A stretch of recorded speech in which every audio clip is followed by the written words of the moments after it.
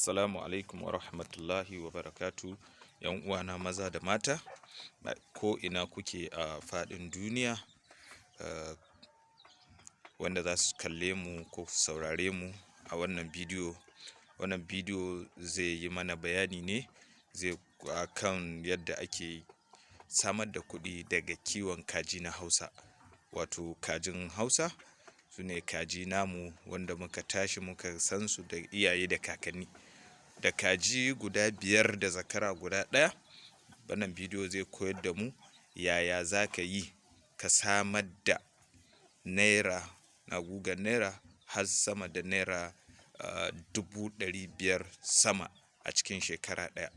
Wato kaji guda biyar da zakara ɗaya za su iya samun maka kaza 300 zuwa 350 a cikin shekara ɗaya. Shine ƙarancin abin da za su iya baka idan ka tattale su, ka inganta, ka zamanantar da wannan kiwo nasu, ko kika zamanantar da wannan kiwo nasu.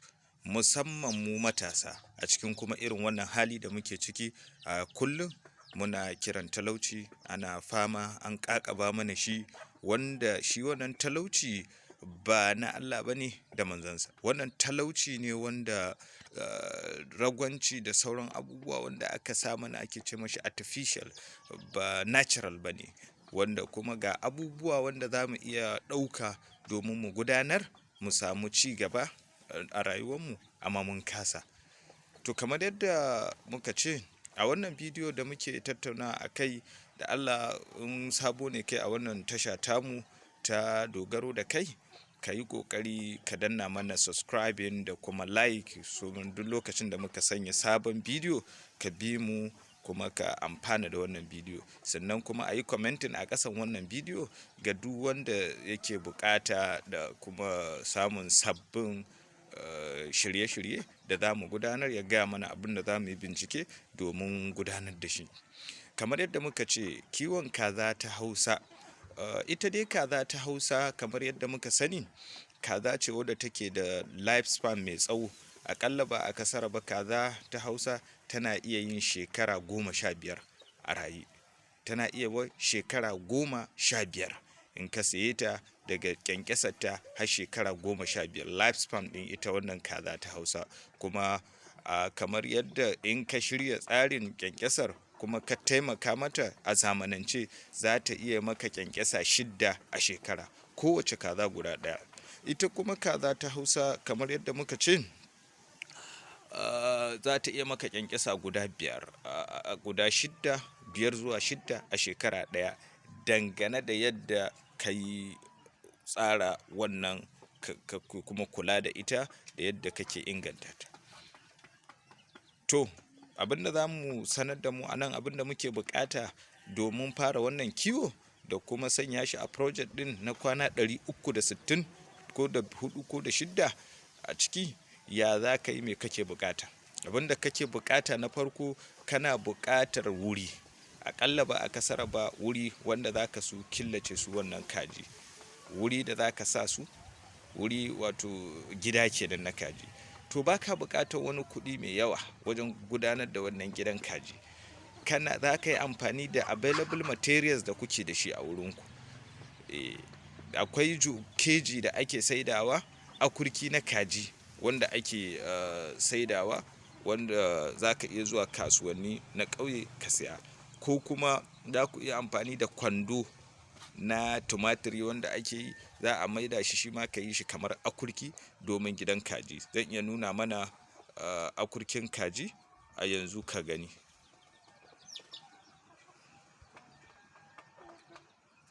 Sannan abu na gaba, akwai za ka samun musu gida kenan, muhalli.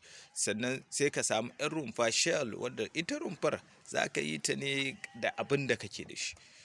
Kamar yadda kuke gani a inda muke tsaye, mun yi rumfar da zana, kuma mun yi rumfar da itace, gadon kara da sauransu.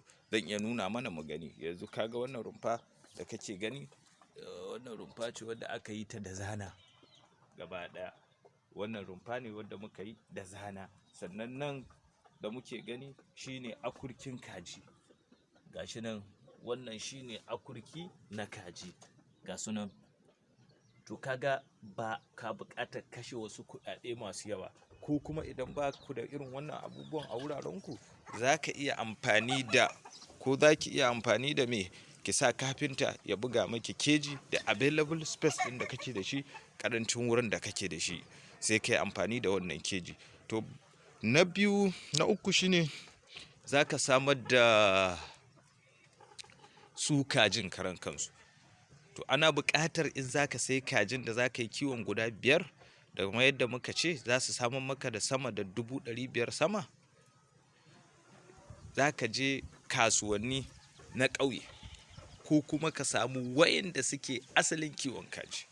Saboda mai gudun kar a samu kaji marasa lafiya, da aka samu masu lafiyayyun kaji guda 5. Ka samu aƙalla ba a kasar wanda suka kai wata 5 zuwa 5.5 da ƙyanƙyasa, wanda sun kasance sun kusa zama ready, sun zama ready na fara yin ƙwai. Tunda sun zama ready fara yin ƙwai, wannan kaji in ka samo su kaga ba za su ɗau lokaci ba, za su fara ƙwai kamar yadda muke yadda muke bayani. Sannan sai ka samu zakara. Zakaran kar ya zama sa'ansu, saboda ya zanto zai iya fertilizing ɗin egg ɗin. Aƙalla ba a kasara ba in su sun wata 5 ko 6, su zakaran da za ka sa ya zama aƙalla ya kai wata 8 ko zuwa shekara 1. Wato ya zama mature zakara wanda zai iya fertilizing ɗin egg ɗin wannan kajin guda 5 da za ka haɗa su da shi. Bayan ka samu wannan zakara ka saya, ka samu wannan kaji ka saya, to sai ka kawo su inda kake so ka soma gudanar da kiwon nasu. Dama ka tanadar musu da gida, bayan ka tanadar musu da wannan gida, to kajin nan za ka seta musu ne. Akwai abin da ake cewa synchronizing hatching, shine ka daidaita musu lokacin da za su yi ƙwai tare kuma su ƙyanƙyashe tare. Shine ya sa muka ce ka samu kaji waɗanda suke sa'annun juna. Kamar yadda kuke gani a nan bayana, wannan kaji ne wanda muka zaɓa muka soma wannan kiwon da su a yanzu haka. Yanzu haka halin da ake ciki, ga su nan kaji ne, wasu har sun ɗan ƙyanƙyashe a ciki. Su guda 10 ne wanda suke sa'annun juna. In ka samu wannan kaji sa'annun juna guda 5 ɗin wanda suke da kuma wannan zakara, to kaga aƙalla ba a kasar bambancin fara ƙwansu ba zai wuce sati 1 ba. Suna yin ƙwai, idan suka soma yin ƙwai sai ka tanaji inda za ka dinga ɗauke wannan ƙwan da suke yi. Ka samu crate na ƙwai, ko ka samu kwano da za ka dinga ajiyewa a ciki. Temperature ya zama ba zafi sosai, babu sanyi sosai, yanda ƙwan ba zai lalace ba. Aƙalla cikin ɗaki ko cikin waje dai mai kyau, wanda za ka dinga ajiye ƙwai ɗin. Za mu yi bidiyo yadda ake ajiyar ƙwai, za mu yi bidiyon yadda da sauransu. Amma me yanzu wannan muna faɗan yadda za ka yi wannan kiwon nan. To kana tara wannan ƙwai, kuma za ka dinga bar musu aƙalla ƙwai 1 ko 2 cikin inda suke ƙwai. To suna cikin wannan ƙwan kaza guda 5 ɗin nan, to wata za ta riga wata fara kwanciya. Duk wadda ta fara kwanci sai ka bar mata kamar ƙwai guda 2 tana kansu, demo egg kenan, wanda ba ƙyanƙyashewa za su yi ba. In ta wannan ƙwai in suka ƙyanƙyashe su, in ta kwanta a kansu, dama kana jira sai dukkansu guda 5 sun fara kwanci kafin sai ka maido wa'ancan ƙwayakwan da ka tara. Aƙalla ba a kasar ba, idan kana ba su abincin da ya kamata, kowace kaza ɗaya za ta maka ƙaranci ƙwai guda 10. Za su maka ƙwai guda 10. In ka ci sa'a za ta iya maka ƙwai guda 15, 20 ma. Dan ina da kaza a nan wanda sai da tana mun ƙwai 20. Tana yin ƙwai 20. To aƙalla mu ɗauka dai sun yi 10. To in sun yi guda 10, kaga su guda 5 aƙalla muna expecting ƙwai 50 da wani abu. Tunda muna expecting ƙwai 50 da wani abu, to bayan sun gama za su fara kwanci din, suka fara kwancin gaba ɗaya, sai ka zo ka raba musu ƙwan. Aƙalla ba a kasara ba, ka ba kowace ƙwai 10.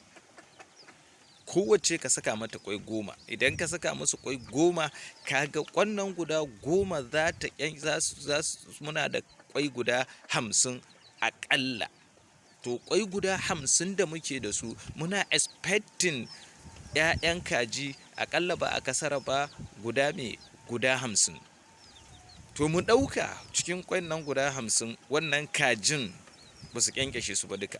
Kowace ta zub da ƙwai guda uku uku sun kyankyashe bakwai bakwai, kaga kalla ba a kasara ba mun samu dai 'ya'yan kaji guda 35 a cikin kwana 21. In ka siyo kajin cikin sati biyu muke expecting su fara kwai a gidanka, sannan su yi kwan sati biyu, kaga wata ɗaya kenan. Su yi kwanci na kwana 21, kaga wata nawa kenan in ka hada. Bayan sun yi kwana, kafin su kyankyashe sai ka tanadar musu brooding room, wanda su wannan kaji in sun kyankyashe ba barinsu za ka yi su tafi da 'ya'yansu ba, a'a za ka tanaji wurin da za ka ajiye su reni 'ya'yansu na sati biyu. Ka tanadar musu abinci, ka tanadar musu ruwan sha. Idan suka reni 'ya'yansu na sati biyu, suna kaiwa sati biyu sai ka raba su da wannan 'ya'yan, to kaga suna da 'ya'ya 35 a ƙasa. Muna da 'ya'ya 35. Idan suka rena na sati biyu, in ka hada da wa'ancan bayanan da muka yi, akalla wata biyu kenan, da kwan da kyankyasar da renan za su yi shi a cikin wata biyu. To yanzu in ka cire kajin bayan sati biyu ka hada su da zakara, to sati biyu mai zagayewa insha Allah za su fara sabon kwai. To kuma za su sake daukan wani wata biyu again, muna expecting su sake kyankyaso kaji guda 35. mu ce mun sake zub da wancan formula din, kaga in sun kyankyaso kaza 35, wancan kuma kana can kana renan guda 35, nan ga wasu 35 bayan duk wanda suka mutu, don mun expecting za su iya wuce haka bayan wanda suka mutu, kaga 35 ga 35 na biyu. In ki hada da wancan kana da kaza guda 70 bayan wata biyu, wanda a cikin wata hudu kenan. To bayan wata na sun gama wata na hudu, ka sake yaye wancan kyankyasa ta biyu, to yanzu zaka tafi kyankyasa ta uku. To kyankyasa ta ukun su ma a ce sun yi wannan guda 35 din, to 35 mu dauka su ma kai bayan wata 6 daidai ka yaye su. Yanzu a cikin wata 6 muna da kaza 90, muna da kaza guda 100 da nawa da biyar, kaza guda 105 wanda kake renan su. To kyankyasar ta farko wadda aka kyankyashe su na farko, wannan haihuwar kajin naka na farko, kyankyasar su ta farko, lokacin da sun kai wata 6 su ma can, tunda an ka dauko yanzu suna cikin watan su na 5 zuwa na 6, to su ma za su iya kyankyasa. To mu yi expecting din a cikin su, za mu cikin 35 din mu dauka mata sun fiyawa, muna da mata guda 20. To yanzu za mu ɗauko matanmu guda 20 na can, su ma yanzu za su fara kwai su zama uwaye, a haɗa da uwayensu guda 5, kaga muna da 25. To yanzu idan muka ɗauka 25, kaga muna da 35 sau 5. 35 sau 5 in ka haɗa nawa zai baka? 35 sau 5 in ka buga za ka ga 35 sau 2, kaga kana da 70. Ga wasu 35 sau 2 kana da 140. Ga wasu 35 sau 2 kana da 175. Kaza 175 kake expecting su kyankyaso bayan kyankyasa ta 4 kenan, da wancan waye a kyankyasa ta 4.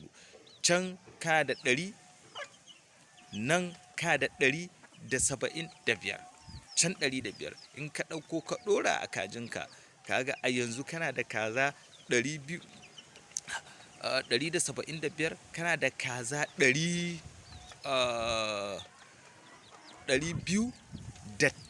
daidai, 280 daidai a cikin wata nawa na 8.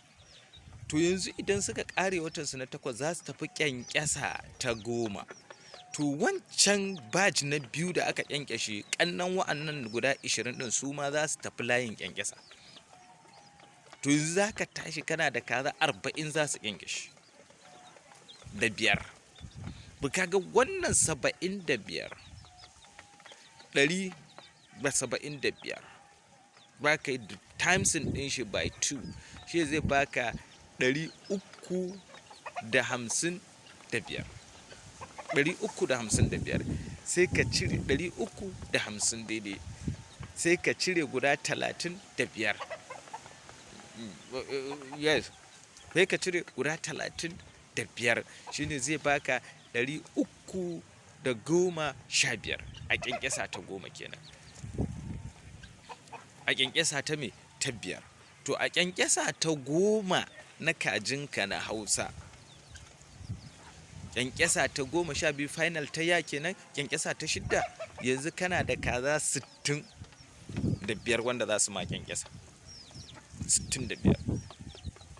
To in ka haɗa aƙalla ba a kasara ba a ƙarshen shekarar gaba ɗaya, don kana da 100 can, kana da 275 nan da 280, nan kana da 320 da 315. In ka haɗa zai baka 1000, zai baka kaza 500,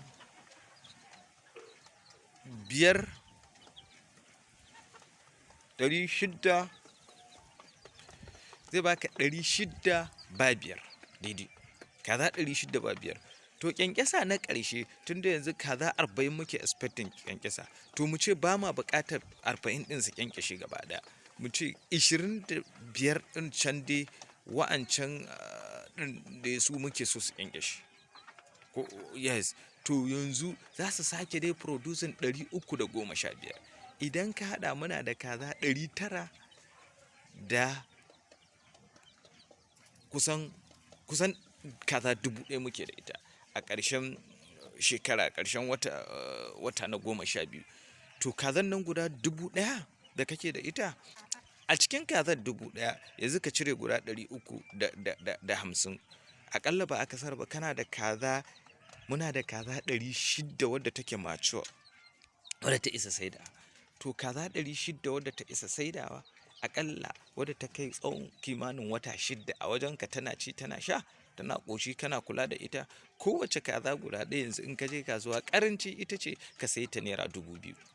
To yanzu in mun ɗauka ka sayi ta naira 2000, a'a ƙaranci aƙalla in ka ba su kiwon da ya kamata, kowace za ka saida ta 2500, depending a inda kake, area da kake sauraron mu.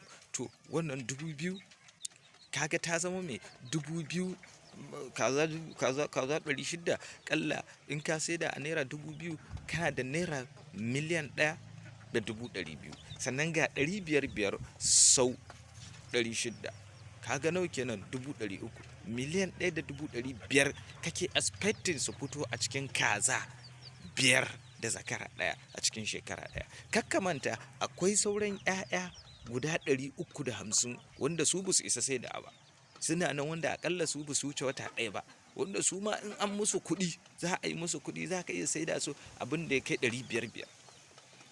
To a cikinsu wannan kaji idan suka yi wannan abu, in kai calculation abincin da za su ci maka na zuwa lokacin, dusa ce ta masara wadda muke amfani da ita wajen ciyar da su, sannan ka samu waken suyanka da za ka ɗan ƙara a ciki, sannan da sauran abubuwa da ake haɗawa wajen gudanar da abincin, za ka samu less expenses na abincin. Magungunan ma da muke amfani da su, natural magani ake amfani da su ganyen limas, su zogale, su tafarnuwa, su karamfani, su citta, su kuka, su ne abubuwan da ake amfani da su wajen yin magungunan kajin domin kamuwa da cututtuka, wanda ba wai kuɗi ba ne za ka kashe sosai. Sannan takin da za ka tara na kajin, akwai inda za ka, in kana tara su ne ka share ka tara, akwai wanda za ka saidawa, shi ma kuɗi ne.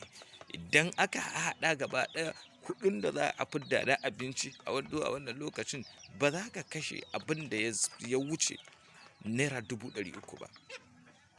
To kaga ka tashi dai da 1,100,200. To kuma ita 300,000 ɗin nan, ko ka yi kiwon kajin ko ba ka yi ba, a matsayinka na matashi ko biki ba, kashe su zaki biki san kin kashe su ba, saboda ba jumulla ba ne kika kulkule su kika kashe su. Dusa ce za ki je ki so ta naira 1000, wani lokaci ta 500, wani lokaci ta 2000.